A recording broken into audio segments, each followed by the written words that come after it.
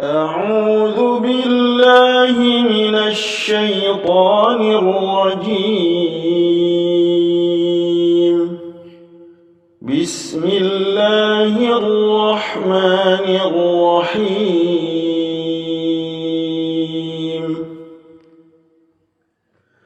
الحمد لله الذي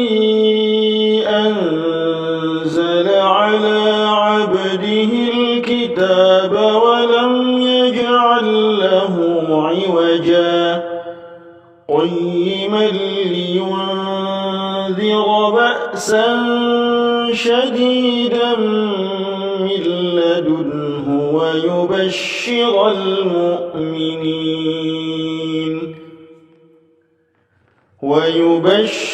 المؤمنين الذين يعملون الصالحات أن لهم أجرا حسنا ماكثين فيه أبدا وينذر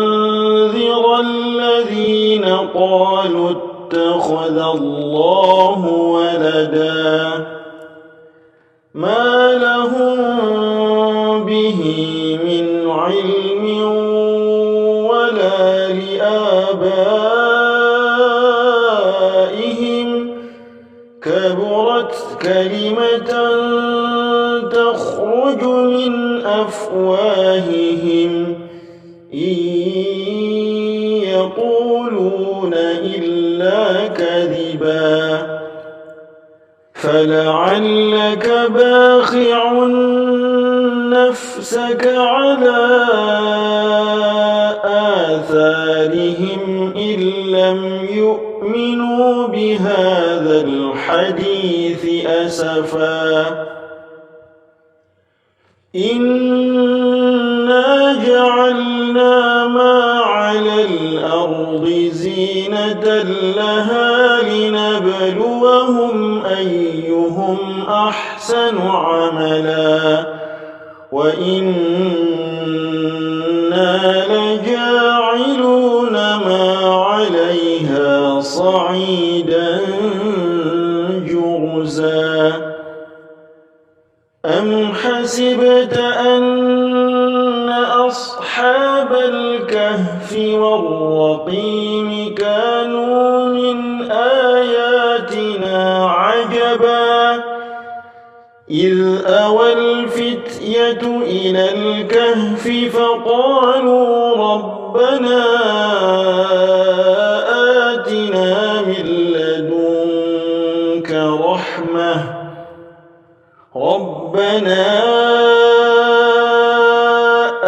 آتنا من لدنك رحمة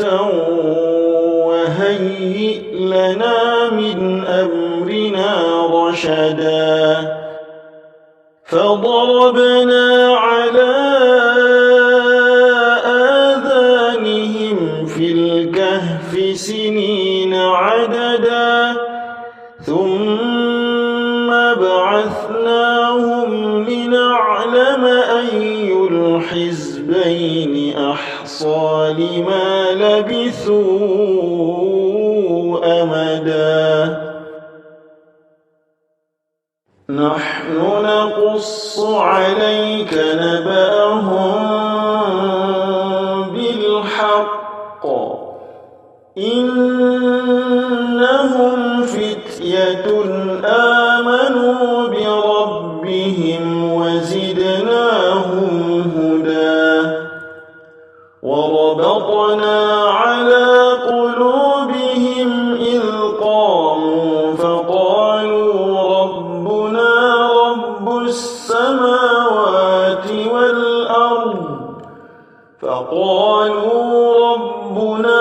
رب السماوات والأرض لن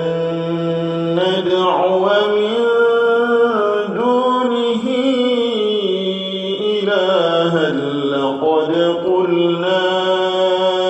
إذا شططا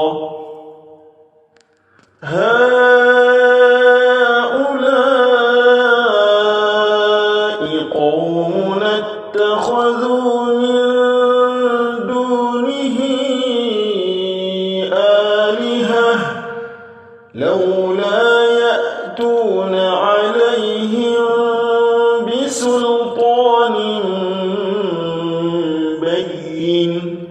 فمن أظلم ممن افترى على الله كذبا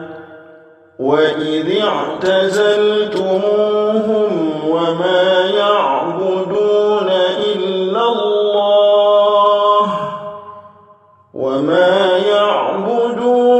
إلا الله فأووا إلى الكهف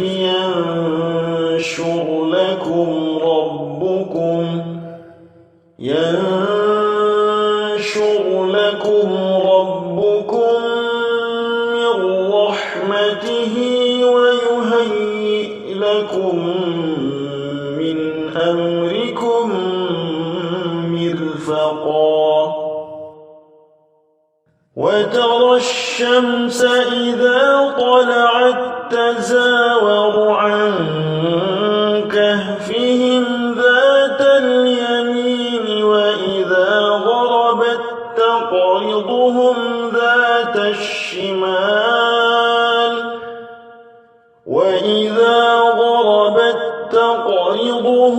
ذات الشمال وهم في فجوة منه ذلك من آيات الله من يهد الله فهو المهتد ومن يضلل فلن تجد له وليا مرشدا وتحسبهم أيقاظا وهم رقود ونقلبهم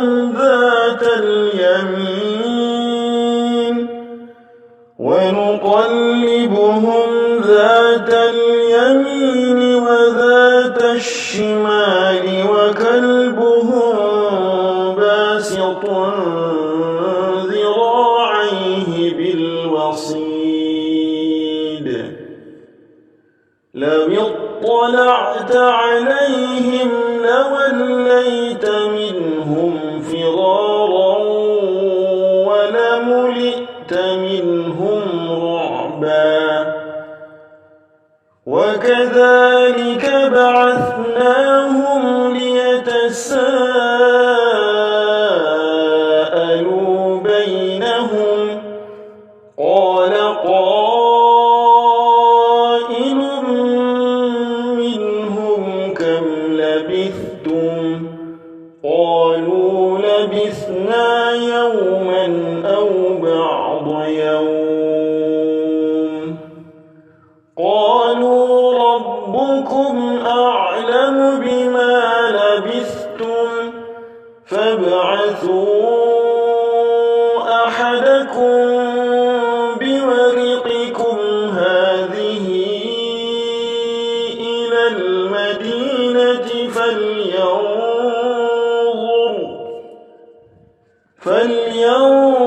فلينظر أيها أزكى طعاما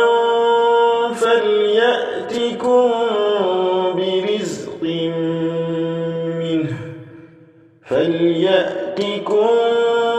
برزق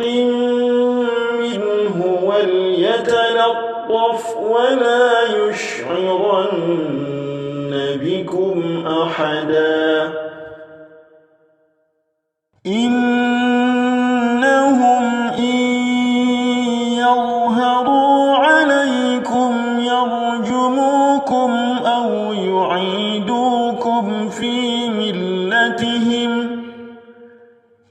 يعيدوكم في ملتهم ولن تفلحوا إذا أبدا وكذلك أعثرنا عليهم ليعلموا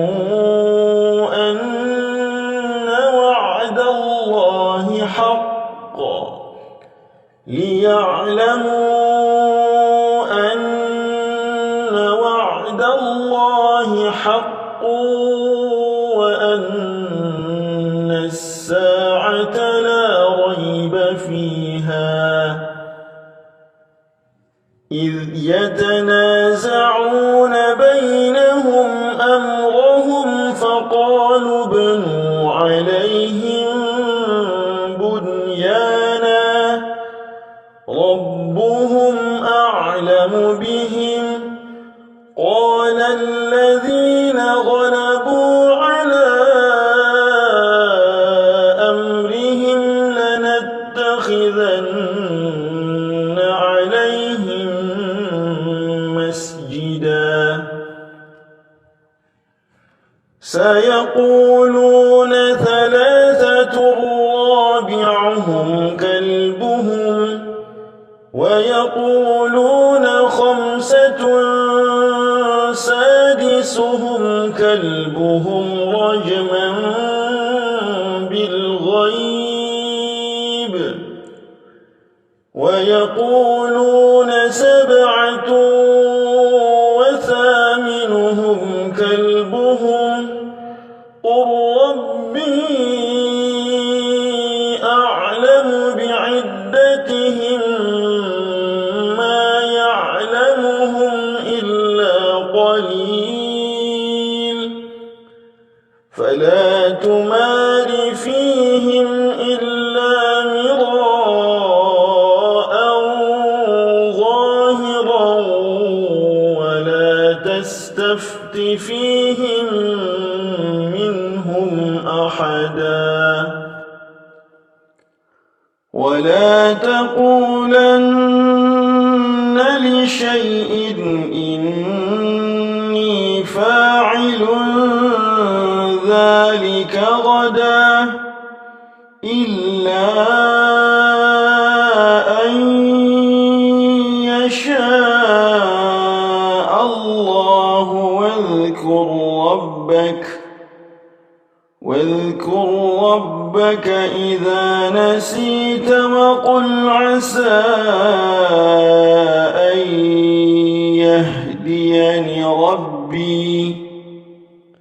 وقل عسى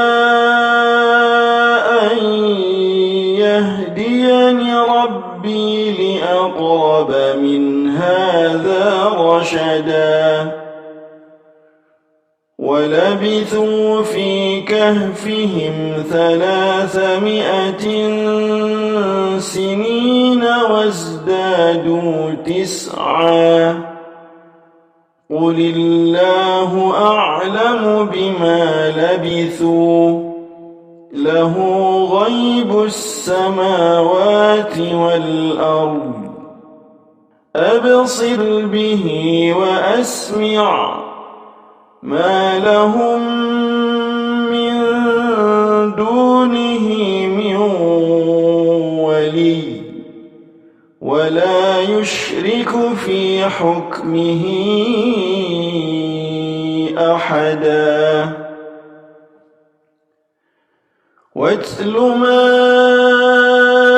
أوحي إليك من كتاب ربك لا مبدل لكلماته ولن تجد من دونه ملتحدا واصبر نفسك مع الذين يدعون ربهم بالغداة والعشي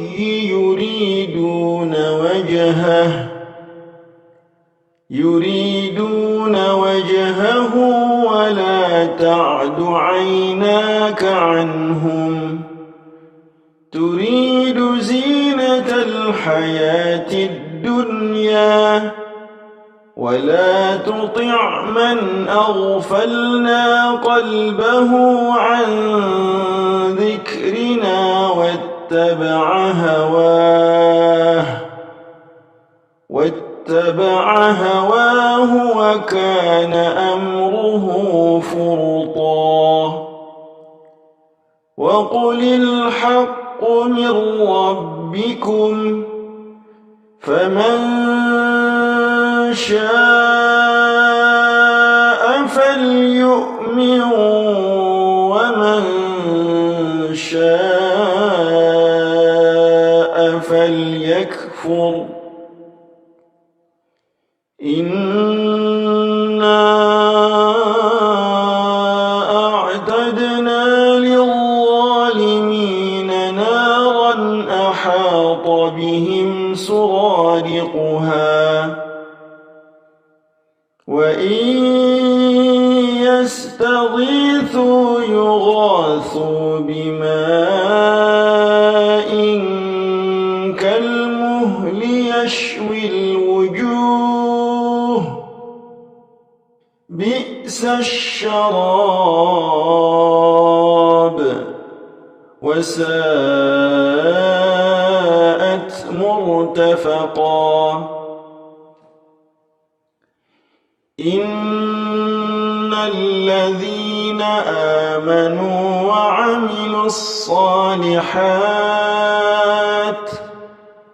وعملوا الصالحات إنا لا نضيع أجر من أحسن عملا أولئك لهم جنات عدن تجري من تحتهم الأنهار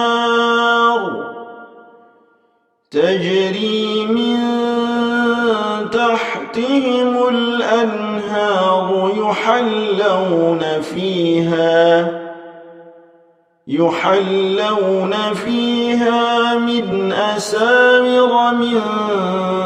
ذهب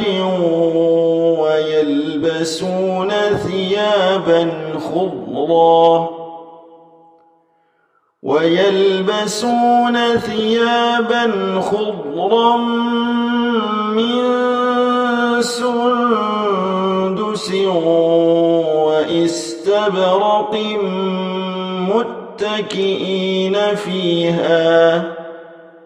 متكئين فيها على الأرائك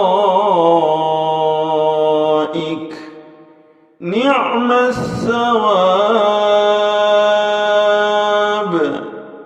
وحسنت مرتفقا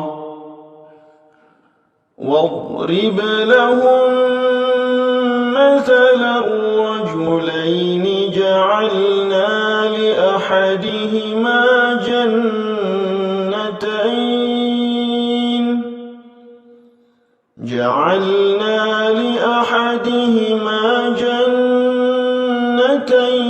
من أعناب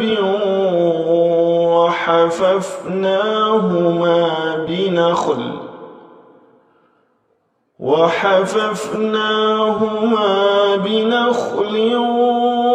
وجعلنا بينهما زرعا كلتا الجنتين آتت أكلها ولم تظلم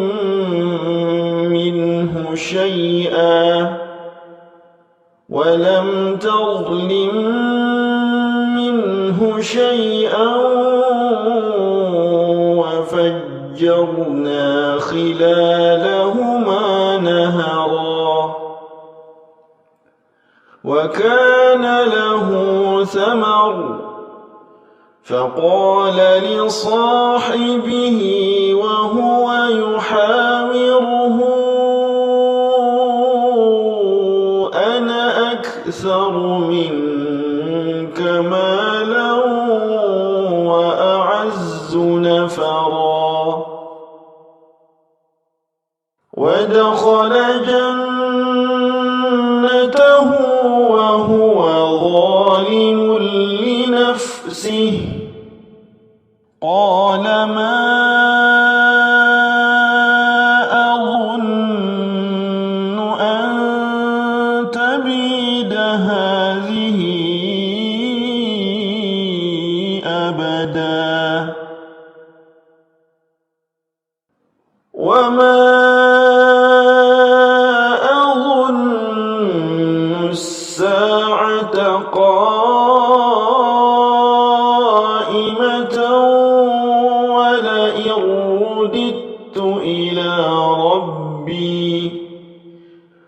ولئن رددت إلى ربي لأجدن خيرا منها منقلبا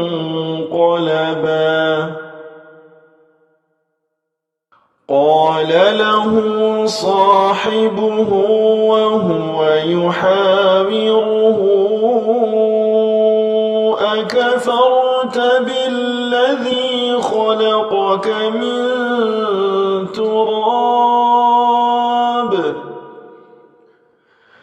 أكفرت بالذي خلقك من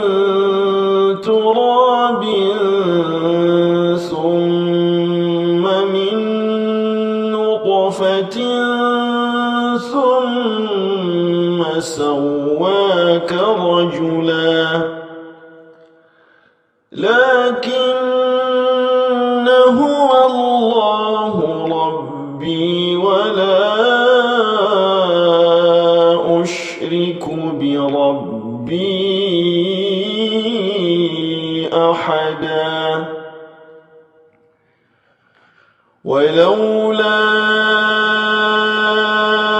إذ دخلت جنتك قلت ما شاء الله لا قوة إلا بالله إن ترني أنا أقل منك مالا وولدا فعسى ربي أن يؤتيني خيرا من جنتك ويرسل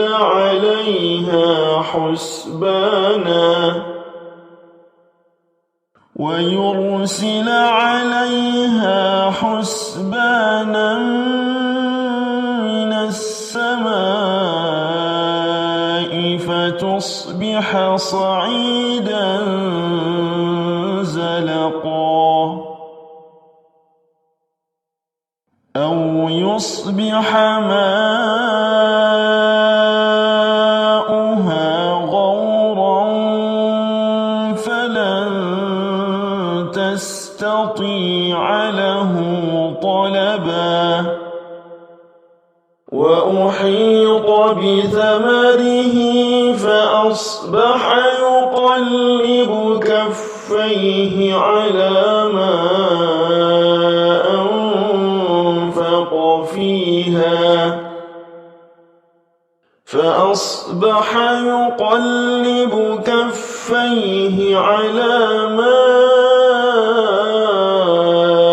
أنفق فيها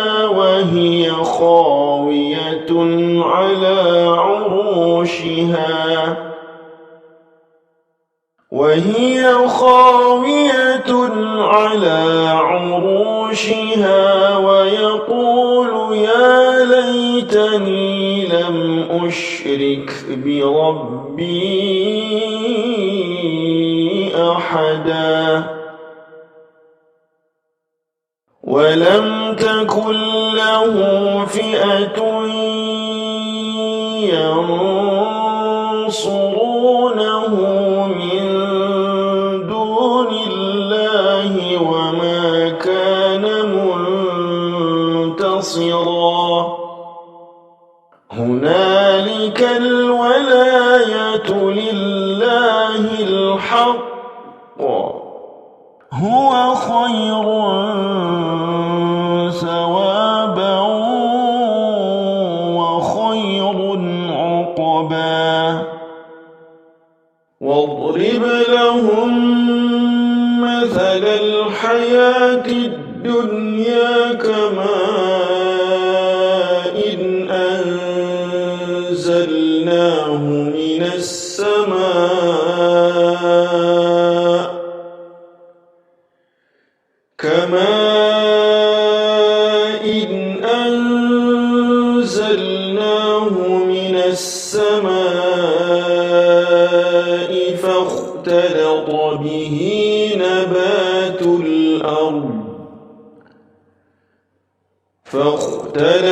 به نبات الأرض فأصبح هشيما تذروه الرياح وكان الله على كل شيء مقتدرا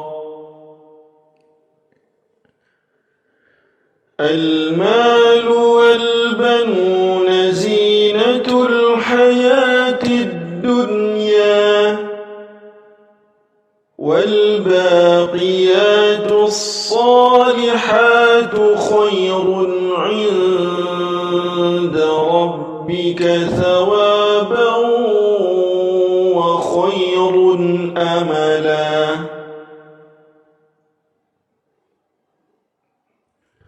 ويوم نسير الجبال وترى الأرض بارزة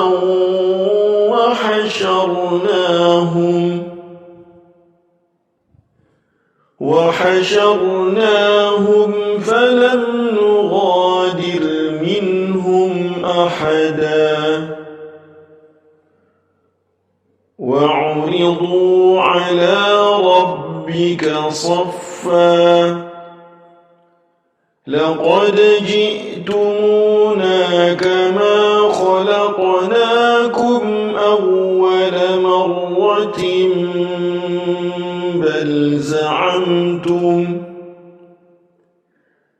بل زعمتم أن لن نجعل لكم موعدا ووضع الكتاب فترى المجرمين مشفقين مما فيه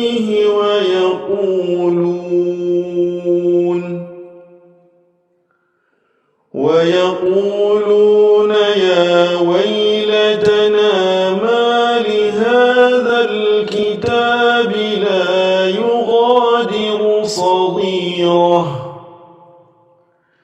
لا يغادر صغيرة ولا كبيرة إلا أحصاها ووجدوا ما عملوا حاضرا ولا يظلم ربك أحدا وإذ قلنا للملائكة اسجدوا لآدم فسجدوا إلا إبليس كان من الجن ففسق عن أمر ربه أفتتخذونه وذريته أولياء من دوني وهم لكم عدو بئس للظالمين بدلا ما أشهدتهم خلق السماوات والأرض ولا خلق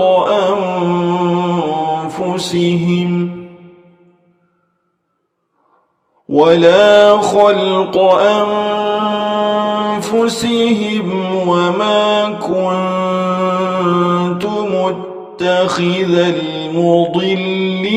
عضدا ويوم يقول نادوا شركائي الذين زعمتم فدعوهم فلم يستجيبوا لهم فدعوهم فلم يستجيبوا لهم وجعلنا بينهم موبقا ورأى المجرمون النار فظنوا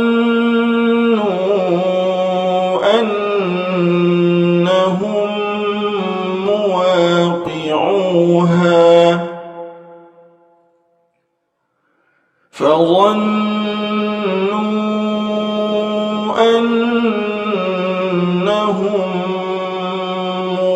مواقعوها ولم يجدوا عنها مصرفا ولقد صرفنا في هذا القرآن للناس من كل مثل وكان الإنسان أكثر شيء جدلا وما منع الناس أن يؤمنوا إذ جاءهم الهدى ويستغفروا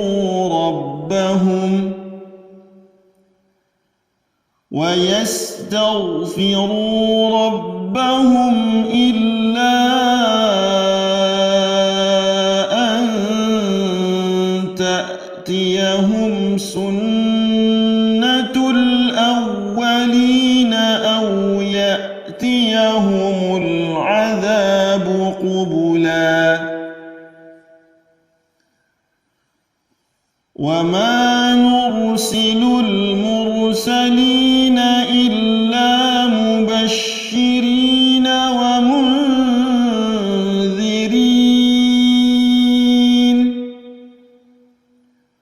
ويجادل الذين كفروا بالباطل ليدحضوا به الحق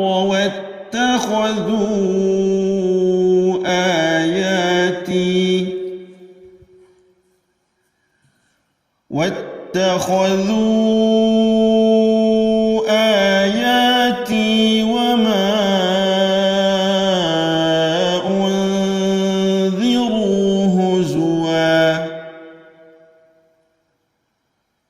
ومن أظلم ممن ذكر بآيات ربه فأعرض عنها ونسي ما قدمت يداه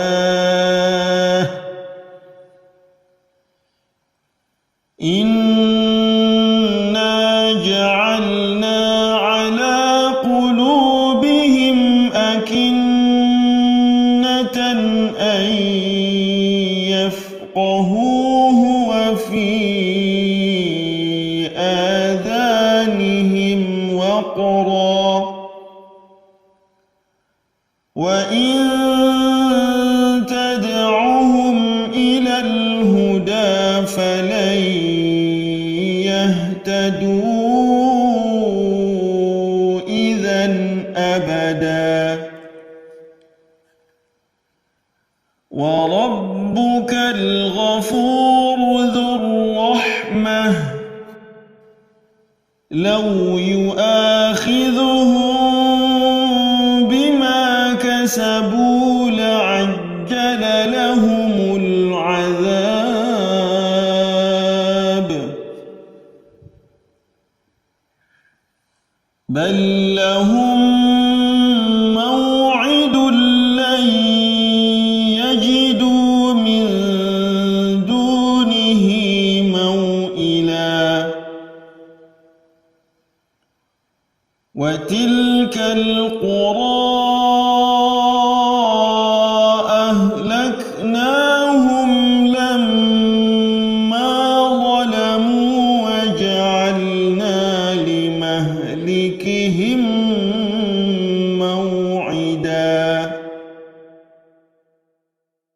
وإذ قال موسى لفتاه لا أبرح حتى أبلغ مجمع البحرين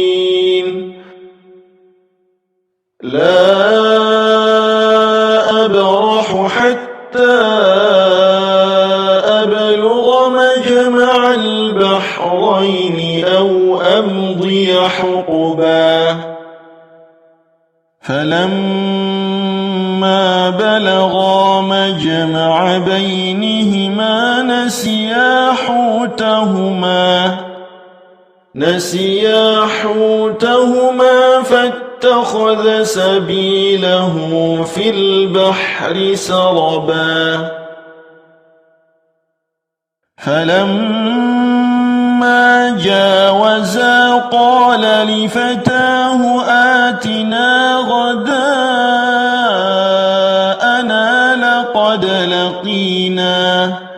لقد لقينا من سفرنا هذا نصبا قال أرأيت إذ أوينا إلى الصخرة فإني نسيت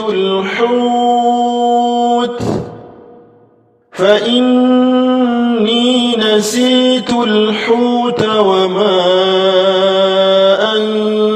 أنسانيه إلا الشيطان أن أذكره واتخذ سبيله في البحر عجبا قال ذلك ما كنا نبغي فارتدا على آثارهما قصصا فوجدا عبدا من عبادنا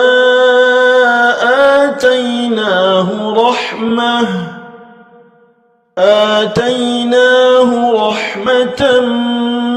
من عندنا وعلمناه من لدنا علما قال له موسى هل أتبعك على أن تعلمني مما علمت رشدا قال إنك لن تستطيع معي صبرا وكيف تصبر على ما لم تحط به خبرا قال ستجدني إن شاء الله صابرا ولا أعصي لك أمرا قال فإن اتبعتني فلا تسألني عن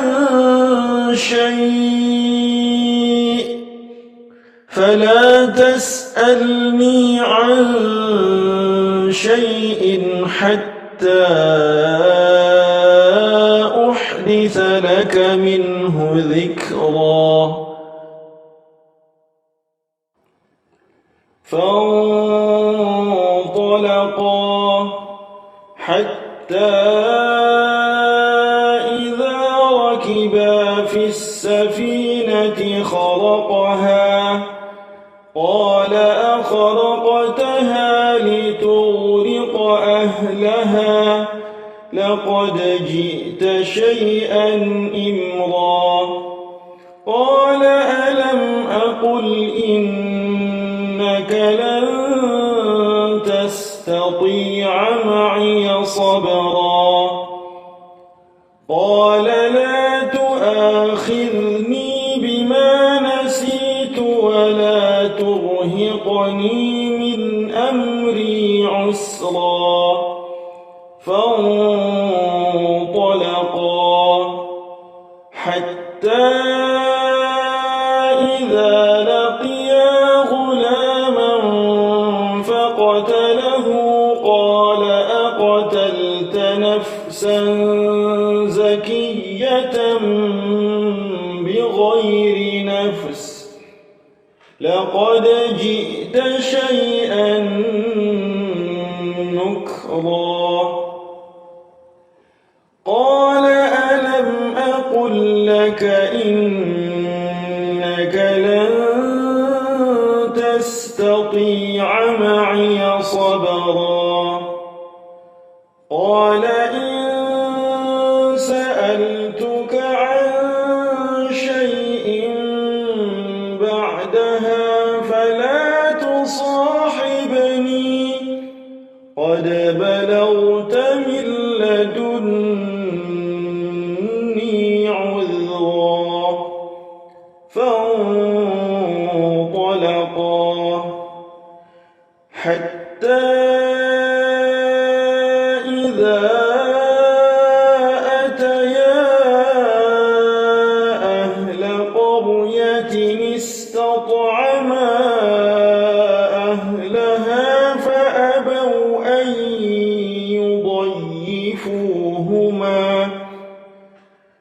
فأبوا أن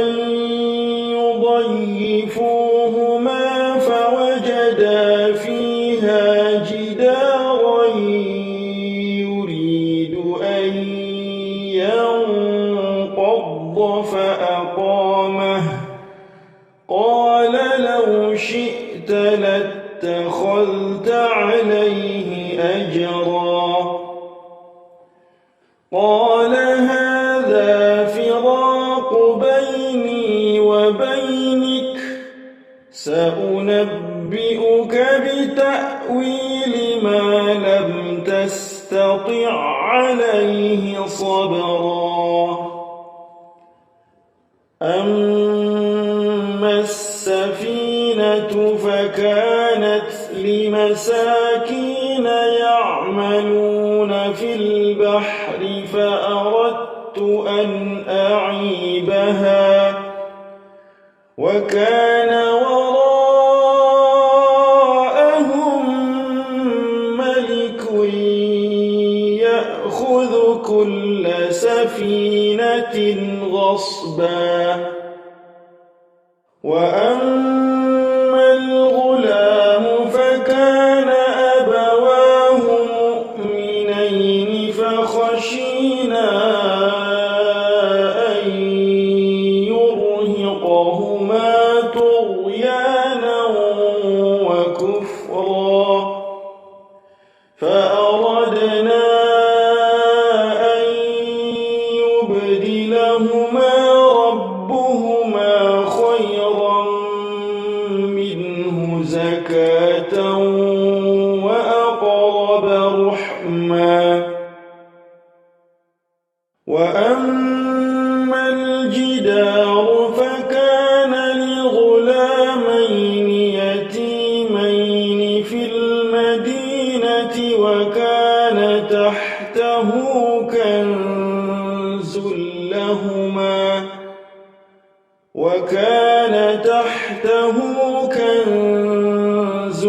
لهما وكان أبوهما صالحا فأراد ربك أن يبلغا أشدهما ويستخرجا كنزهما رحمة من ربك وما فعلته عن أمري ذلك تأويل ما لم تستطع عليه صبرا ويسألونك عن ذي القرنين قل سأتلو عليكم منه ذكرا إنا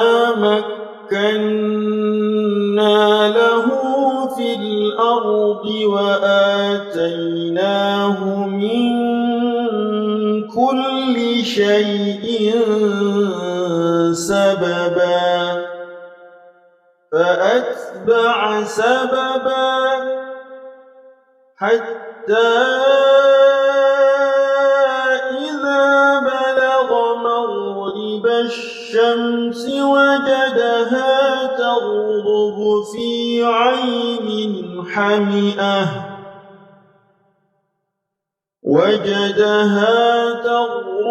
في عين حمئة ووجد عندها قوما قلنا يا ذا القرنين إما أن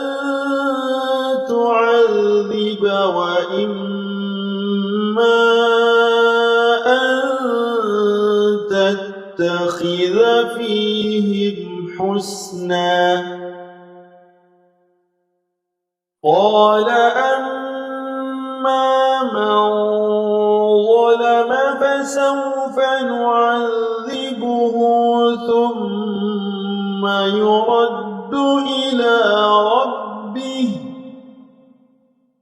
ثم يرد إلى ربه فيعذبه عذابا نكرا وأما من آمن وعمل صالحا فله جزاء الحسنى وسنقول له من أمرنا يسرا ثم أتبع سببا حتى إذا بلغ مطلع الشمس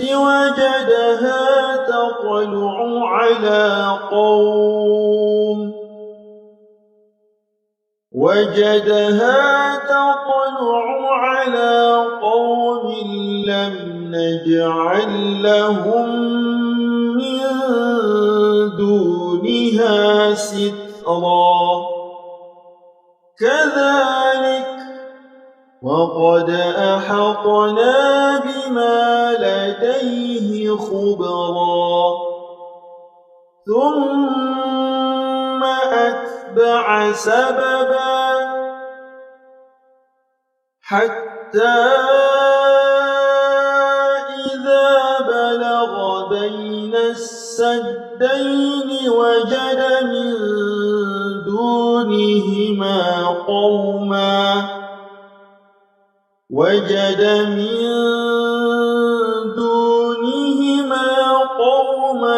لا يكادون يفقهون قولا قالوا يا ذا القرنين إن يأجوج ومأجوج مفسدون في الأرض فهل نجعل لك خرجا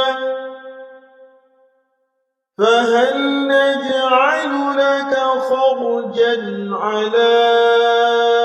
أن تجعل بيننا وبينهم سدا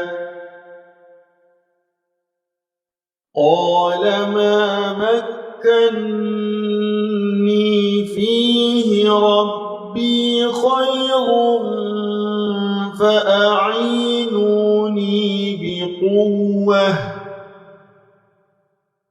فأعينوني بقوة أجعل بينكم وبينهم ردما آتوني زبر الحديد حتى إذا ساوى بين الصفين الصدفين قال انفخوا حتى إذا جعله نارا قال آتوني أفرغ عليه قطرا فما استطاعوا أن يظهروه وما استطاعوا له نقبا قال هذا رحمة من ربي فإذا جاء وعد ربي جعله دكاء وكان وعد ربي حقا وتركنا بعضهم يومئذ يموج في بعض ونفخ في الصور فجمعناهم جمعا وعرضنا جهنم يومئذ للكافرين عرضا الذين كانت أعينهم في غطاء عن ذكري وكانوا لا يستطيعون سمعا أفحسب الذين كفروا أن يتخذوا عبادي من دوني أولياء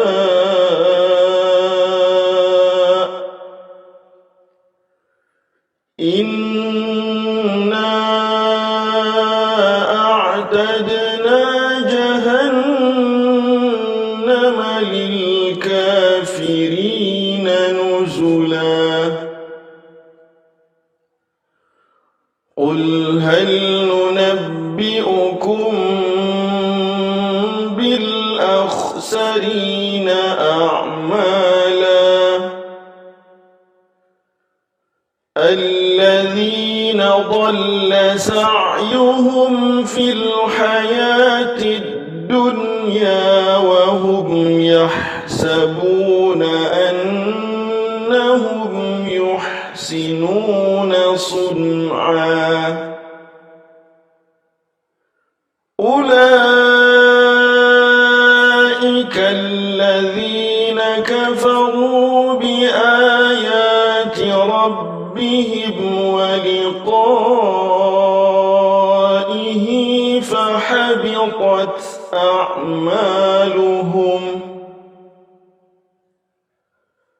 فحبطت أعمالهم فلا نقيم لهم يوم القيامة وزنا ذلك جزاؤهم جهنم بما كفروا واتخذوا آياتي ورسلي هزوا إن الذين آمنوا وعملوا الصالحات كانت لهم جنات الفردوس نزلا خالدين فيها لا يبغون عنها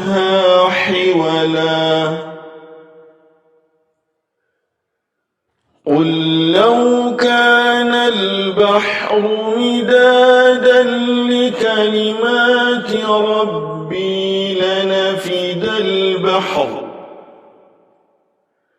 لنفد البحر قبل أن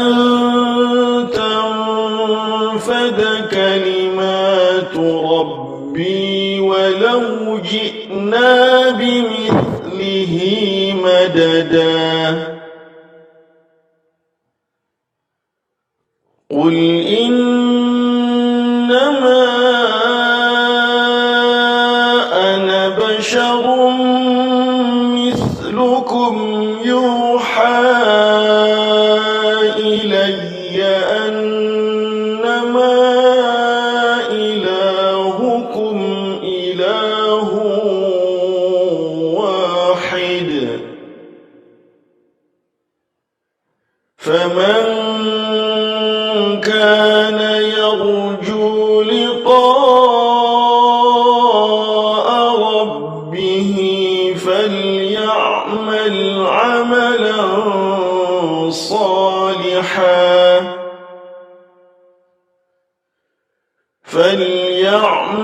عملا صالحا ولا يشرك بعبادة ربه أحدا. صدق الله